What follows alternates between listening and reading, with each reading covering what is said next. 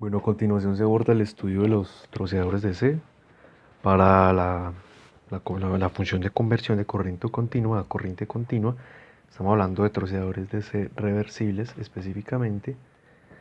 Y vamos a explorar primero el convertidor de dos cuadrantes, como su mismo nombre lo indica, nos permite trabajar en los dos cuadrantes de la máquina. O sea, partimos del supuesto de que la carga es una máquina de C, evidentemente. Y en el primer cuadrante vamos a tener que el motor recibe corriente bajo una tensión positiva, lo que significaría que absorbe potencia. Mientras que en el caso contrario, cuando se activa el transistor 2, el, el motor va a iniciar su función de frenado, de desaceleración, puesto que la corriente que lleva sale, mientras que sigue manteniéndose la magnitud de su tensión, la polaridad de la tensión. Entonces, en este caso, el flujo de la potencia lo coordina el flujo de la corriente.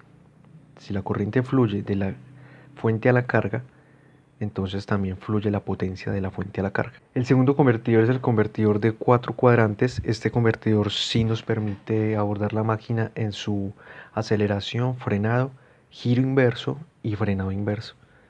Entonces se fundamenta en el uso de cuatro transistores, como podemos ver, con sus respectivos diodos de libre giro para la protección de la máquina. Y si vemos, por ejemplo, el par transistor 1 y transistor 4, van a forzar una corriente yendo en este sentido por el motor, mientras que el par transistor 3 y transistor 2 van a forzar una corriente en este sentido opuesto, que significará un giro opuesto de la máquina.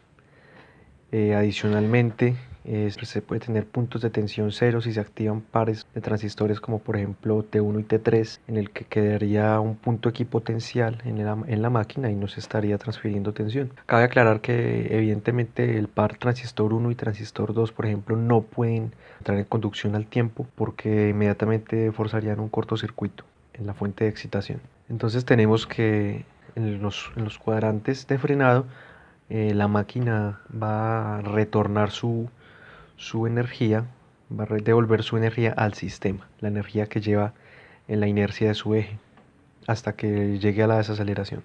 Una de las variantes de ese convertidor es el convertidor por modulación de ancho de pulso. Se puede lograr con medio puente si logramos obtener un punto de media tensión, que lo lograríamos pues sencillamente implementando dos grandes capacitancias, claramente de valores idénticos, para generarnos un punto de tensión que sea la mitad de la tensión de la excitación. Este convertidor, suponiendo que actúa en modo de conducción continua, va a tener una dependencia en su tensión, en la tensión que va a tener en terminales, la tensión media, directamente relacionada con el ciclo de trabajo. En el siguiente supuesto, vamos a considerar que estamos en modo de conducción discontinua, es decir, que en la corriente de salida vamos a tener rizados con tiempo suficiente antes de que venga el siguiente pulso, tiempo suficiente para llegar a un tiempo que se conoce como muerto, en el que la corriente se hace nula. Estos convertidores tienen la ventaja de que pueden llegar a tener más eficiencia debido a que en este tiempo no están los transistores en conducción,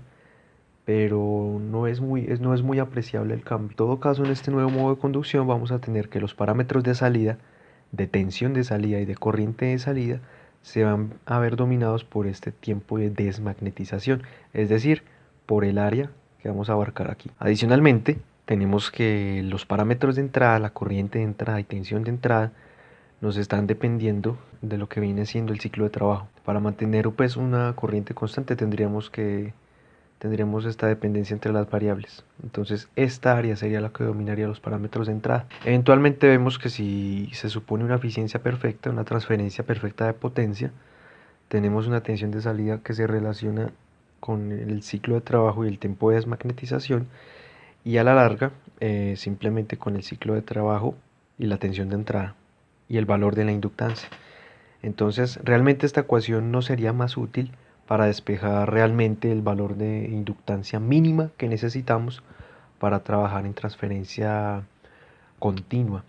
Si esa inductancia es inferior a la que se calcula en este medio, entonces esta área se minimiza, entonces logra llegar a tiempo de discontinuidad. Mientras que si se excede esta inductancia, entonces es fijo que vamos a tener rizados que no lleguen al cero. Vemos además que en la entrada, pues al hacerse los despejes aquí en la ecuación, en la entrada la característica en el puerto de entrada es resistiva, porque vemos que hay una relación mediante una constante entre la tensión de entrada y la corriente media de entrada. Tenemos a continuación el convertidor con aislamiento. Su estudio es bastante similar, simplemente se utilizaría en los casos en los que se necesitan grandes relaciones de transformación entre tensión y corriente, y en el que claramente se necesita tener un aislamiento de protección entre la carga y la fuente, que puede ser vital en muchas ocasiones. Un cortocircuito en la fuente no nos va a afectar para nada a la carga. Normalmente en estos tipos de convertidores,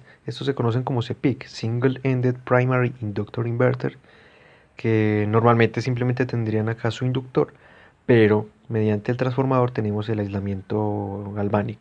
Adicionalmente se puede pasar que se encuentren capacitores en este puerto de entrada para compensar los rizados que puede haber por la impedancia de salida de esa fuente. Bien, una de las principales aplicaciones evidentemente de las funciones de conversión a corriente continua es el control de máquinas de corriente continua. Así que si por ejemplo vemos un troceador aquí, uno muy sencillo, me gusta llamarlo el convertidor Buck reducido, entonces vamos a tener que podemos relacionar la tensión media de salida en los terminales, en los bordes de la máquina, con la tensión de excitación y el ciclo de trabajo que tenga ese transistor. Sencillamente, la misma inductancia que tiene la armadura de la máquina nos va a compensar. Entonces el modelo de la máquina en cuestión se nos va a componer de una fuerza contraelectromotriz que se va a ejercer en la armadura misma, su resistencia, que nos va a dar las pérdidas de armadura, y su inductancia, que nos va a indicar el comportamiento de los transitorios. Entonces vemos que haciendo pues, la malla, haciendo las leyes de Kirchhoff, podemos llegar a la relación de la potencia de entrada. Vemos que la potencia eléctrica, perdón, vemos que nos depende inicialmente de estos parámetros de la tensión que estamos forzando, tensión y corriente que está forzando el troceador, pero también depende de sus parámetros.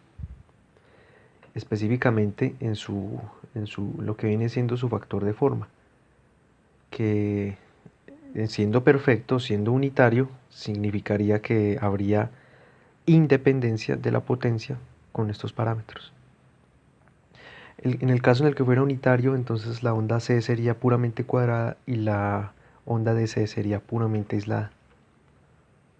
Entonces vamos a ver la característica de carga con flujo constante.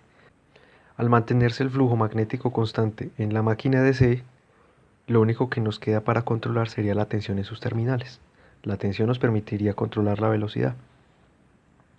En ese caso, tendríamos varias formas de abordar el problema. El primero sería asumir una inductancia infinita, en cuyo caso la corriente de salida sería una recta perfecta, sin ningún cambio, no permitiría ningún cambio de corriente en esa rama. Y en ese caso, al asumirse esta condición, entonces vamos a tener en la tensión ondas cuadradas muy bruscas para satisfacer esta condición. Dichas ondas cuadradas, pues se puede conocer cuánto es su distorsión armónica, cuánto es su parámetro armónico, mediante la relación de tensión eficaz y tensión de salida. Adicionalmente, conociendo la constante de la máquina y su frecuencia mecánica, vemos que podemos llegar a su potencia, y al final vemos que al asumir esta condición existe total independencia de la potencia con los parámetros de la máquina y solo dependería de los parámetros del troceador. A continuación entonces se explora el caso en el que despreciamos la resistencia. En el caso anterior también la despreciábamos y asumíamos infinita su inductancia. Ahora se asume finita la inductancia y despreciable la resistencia de armadura. En este caso vamos a tener ahora sí un rizado, ya no va a ser perfectamente liso, y este rizado va a ir alrededor de un valor medio o va a ir por encima de un valor mínimo. Entonces la forma de conocer este valor mínimo la determinaría simplemente la tensión de excitación. Vemos que dependería de la tensión de excitación, la inductancia de campo y el ciclo de trabajo.